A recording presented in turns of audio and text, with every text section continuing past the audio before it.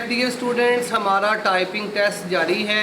जी बेटा, आप अपना तारफ़ करवा दें। जी सर, मेरा नाम सना तबस्सुम है और ये मेरा पहला टेस्ट है और दूसरा टेस्ट है टॉप रो का। टॉप रो का टेस्ट है।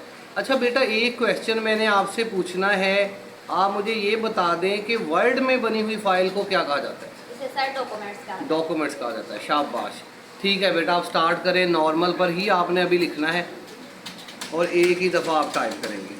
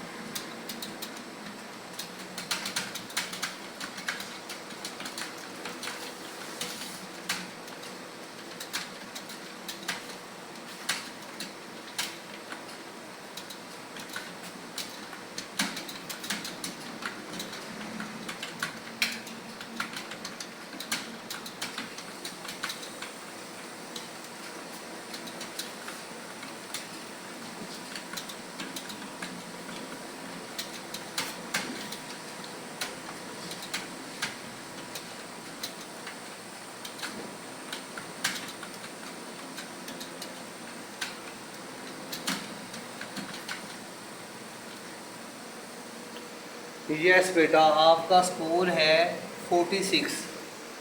46 आपका स्कोर है बेटा। इस हिसाब से आपको 25 में से 20 नंबर दिए जा रहे हैं, क्योंकि 50 से एवरेज कम रही है। Thank you.